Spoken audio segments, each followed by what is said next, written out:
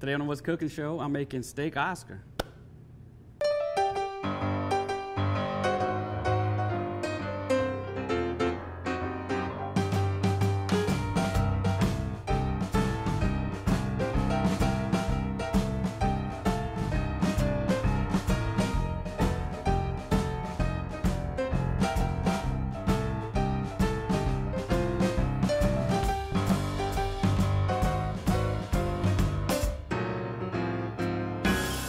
Alright guys, we have Jason's going to be cooking some good stuff for us today.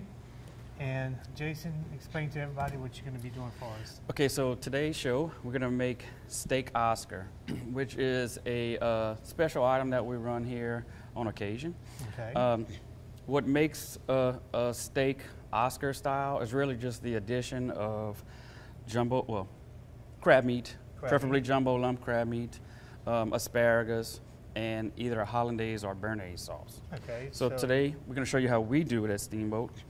So we're going to start with a béarnaise sauce. So you want to take a little pot. Basically, you're going to do a double boiler. Get your water boiling, as we have here. So if you look in our bowl right here, we have some egg yolks. We're going to add a little bit of cold water to that. Then we're going to also add a little bit of lemon juice. The béarnaise or your hollandaise, you want a little bit of a tang. Okay. This is not exactly like a classic or the classic béarnaise. That would require taking a little skillet and reducing white wine and white wine vinegar, some chervil, stuff like that. But this is how we make it over here at Steamboat. It's very simple.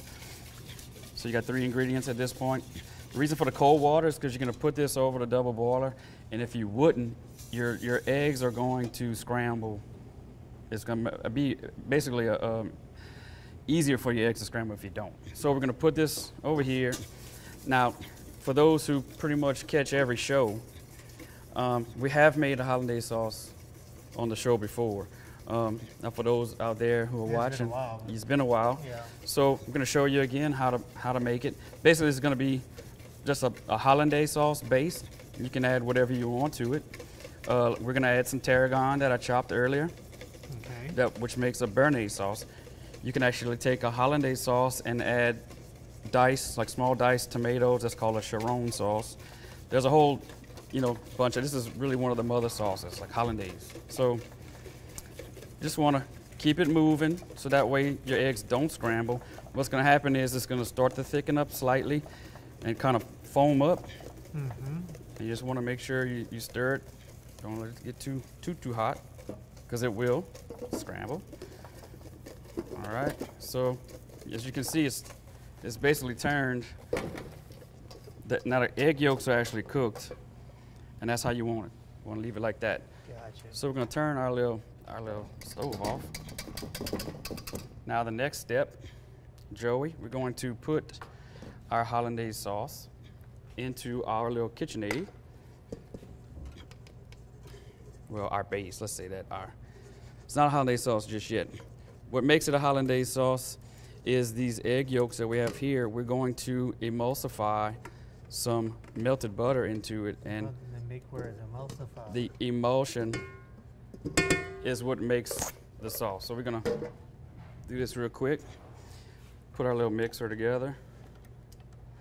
All right. And we'll turn this on, and what you don't want to do is to add it all at one time. You just want to do a slow and steady stream, because if you try to add the butter too fast, all it's gonna do is break. Okay.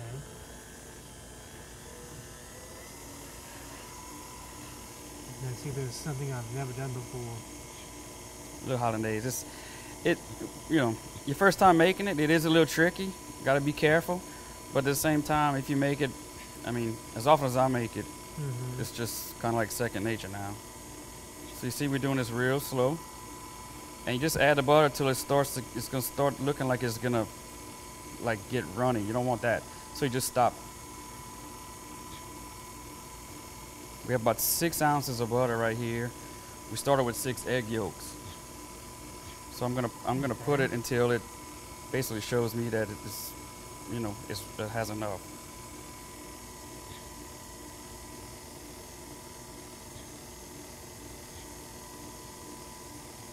So when do you call having enough? I mean, is it You'll see, because it's it, still thick, or you can see the consistency is really like tight. okay? And what's gonna happen is the more butter you put in there, it's gonna loosen up a little bit. You don't want it too stiff because you won't be able to spread the sauce, you know? Right, right. And you also don't want it too runny, it's gonna run all over the plate. It's still gonna taste the same. So what we're gonna do is, when we finish this, on a hollandaise sauce base like this, all you wanna season it with, really, as far as seasoning goes, is cayenne pepper, very little bit, and some salt. And it's gonna have a little tang to it. You want a little bit of a tang in your hollandaise. That lemon flavor, you can add like fresh chopped dill to this. No, yeah, like Put that on some fish. It's gonna go really good with that lump crab meat that we're adding later.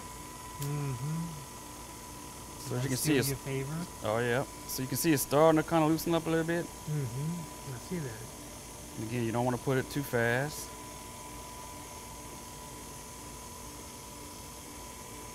You know, we put almost all of our butter pretty much at the end here.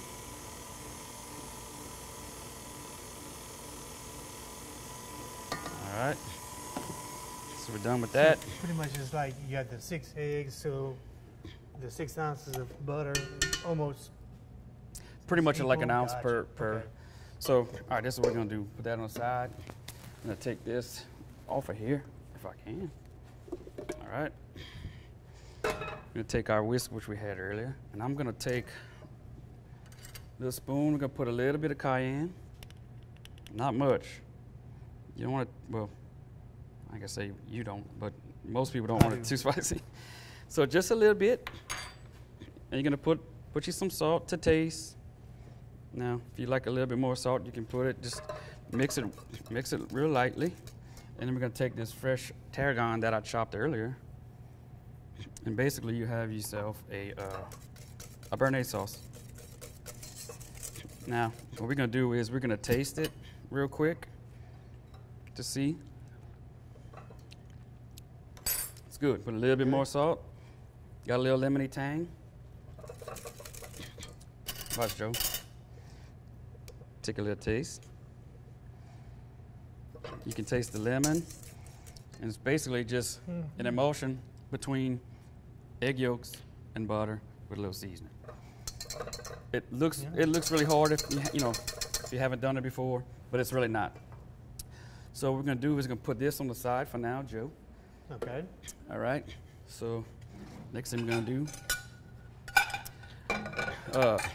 do, I'm gonna show you how we do the crab meat. And we can just maybe take a quick break, and we can start that on the next segment. Sounds good. Join us back from What's Cooking.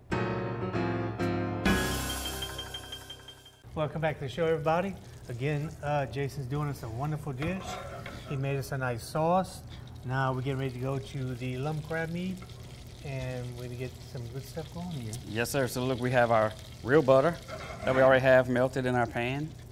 So what I want to do next is to add just a little bit of white wine.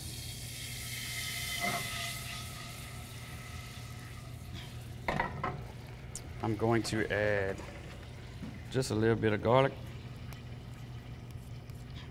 Okay, now you got 2 of your favorite things in there. Yes. And Now the third. so we got the third. Jumbo lumps, which is like you said, my favorite. Beautiful stuff. So what you want to do is just kind of, see, get my little heat up a little bit. Just want to be very gentle with your lump crab meat. We don't want to break them all up. So we're gonna very lightly season them with a little salt, a little black pepper. Black pepper. And so you want to do this gently. You don't want it too high. Put a little bit of parsley in there. And so, very simple, right? So I'm going to put that on just a little low flame. Just let it go. So next we have our little flat grill. which I'm going to show y'all. Well, you know, really simple. Put them on the asparagus on the grill. Okay. And so you want to put this real low. You don't want to saute it or anything. That's why I put a little wine. You can smell. It smells really nice. Something so simple could taste so good. It's just crazy. You can smell the garlic too. Right. So what I want to go over next is that we actually have some of the best meat money can buy. This is a 12-ounce sterling silver ribeye. If you're at home and you have a little free time, you can actually go to sterlingsilver.com, and it shows you all the different types of, you know, products that they serve, that they sell. This is the top 12% of all beef in the nation. You can see we have a good little marbling on there. They're very tender. The way their program works is just they actually time it. They have found out that it actually takes. I'm gonna pull this off the side. It's pretty much ready to go. So they have found that whenever at day 21 after slaughter, it has the very best tenderness and flavor of the meat. So what they do is then when they butcher it and they pack it up, they time it to where it's going to get to Reinhardt, which we buy from, and then get to me around the 18 to 21 days. So once you serve it, it's at its peak flavor and tenderness, and it's really good meat. Nice. So I tell you what, we're gonna go ahead and show you how to do these asparagus and this steak later on in the show. So if you want to take a quick break, and we can go ahead and get our little pan hot, and we can start on our asparagus. Okay, sounds great. Join us back for more What's Cooking. Again, welcome back, guys. Everybody, Jason's gonna be cooking a nice steak and asparagus, and topping it off with a fresh jumbo lump crab meat and our holiday sauce. So, Jason, let's continue. Okay, Joey. So we're gonna try to. Okay, we got a little smoke. So let's see. I am right here. Okay.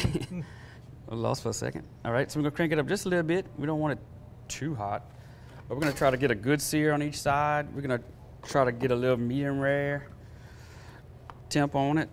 So I'm gonna season it real lightly, and I'm going to, let's see. Well, I'll say lightly.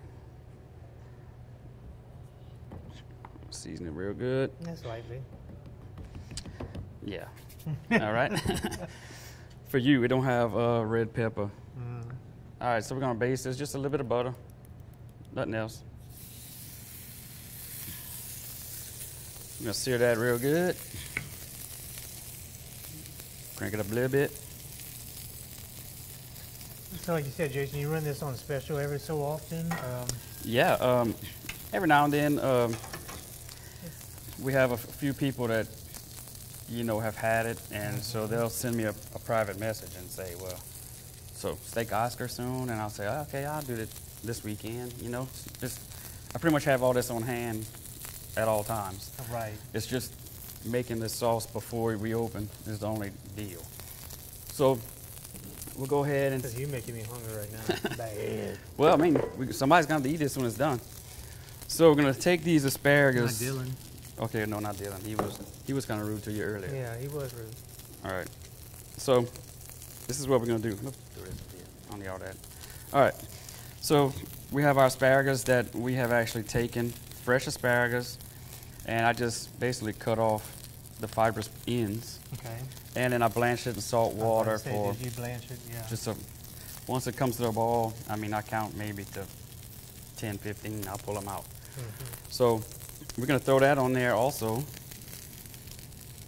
I love grilled asparagus. Me too. They go with everything, you know? So, I should move out of that steak. Turn this side up a little bit. Asparagus don't take too long on here. So, again, a little bit more seasoning. We don't want to put too much because we did salt the water whenever we blanched them. Yeah, so more than that. Well, we can. Okay. I mean, never mind. So we just kind of want to get a little smoky flavor, a little grill flavor on here, a little char. You know, nothing major. Gonna turn this up. Just don't want to cause a fire.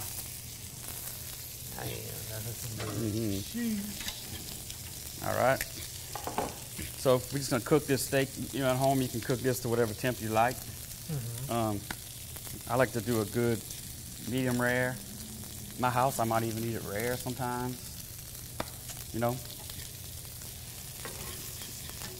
Medium rare is good though. Yeah. Oh yeah. I mean, you can't go wrong with medium rare.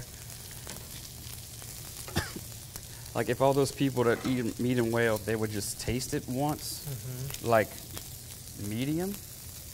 Now, do you actually let your steak set for a while? Yeah, anytime you cook beef, like a ribeye or let's say like a filet mignon or something. Well, what you want to do is kind of let it rest for, they say 5 minutes. 5 minutes, yeah. Sometimes I like 10, 15 minutes is perfect.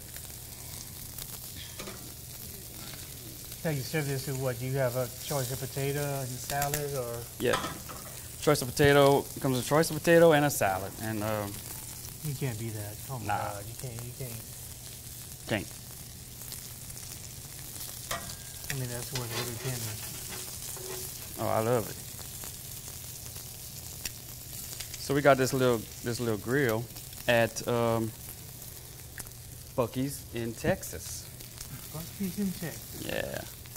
I guess you were like hunting over there or something, or? We were at the hog ranch that we go to in Texas every year, and we stop on the way there and on the way home every year every time we go, and it was just sitting there looking at me saying, "Buy me." Buy me.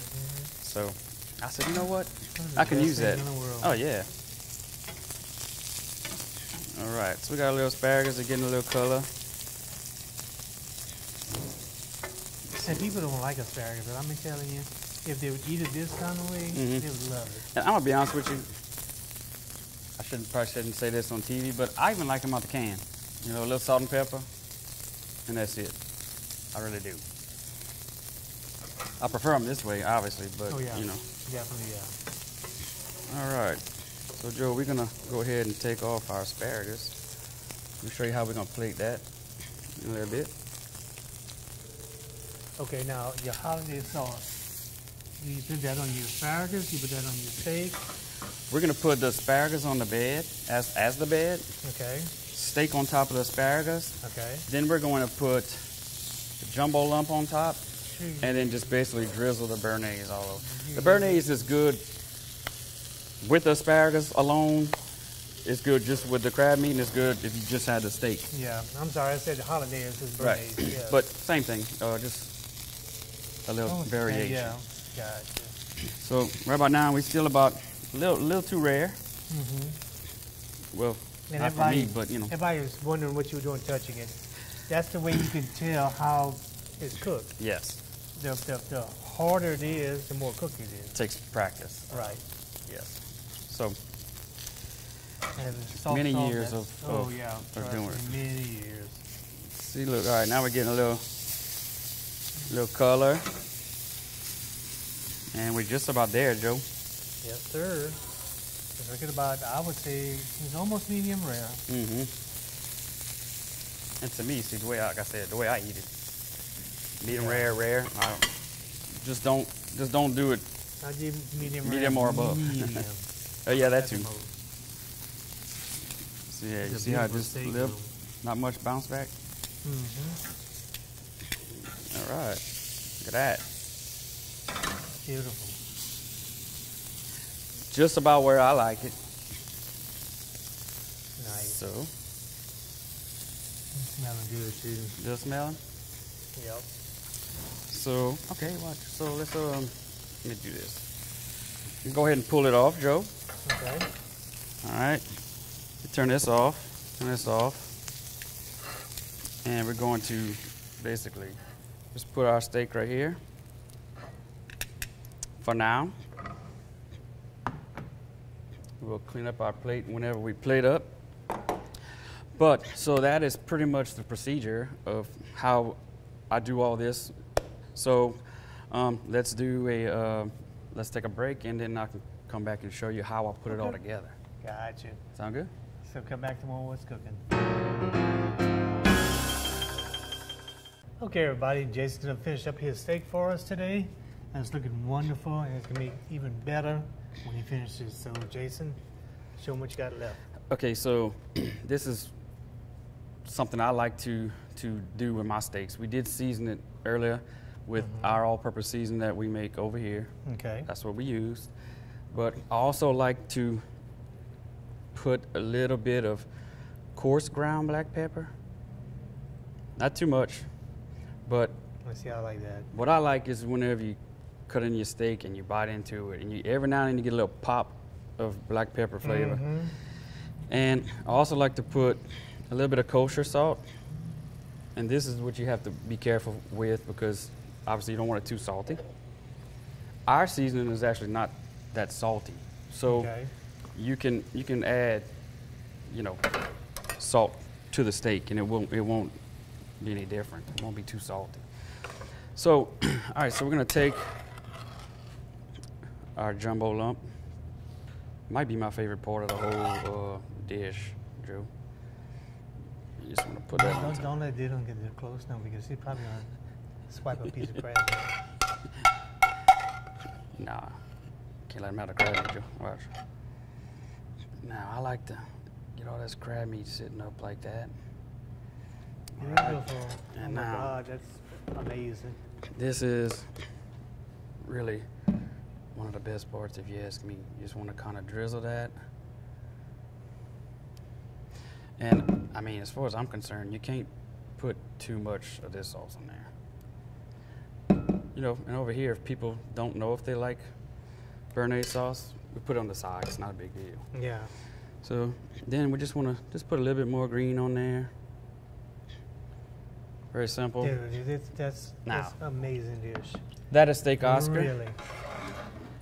It's very big why seller. they want that so much. I'd be Yeah. all over that.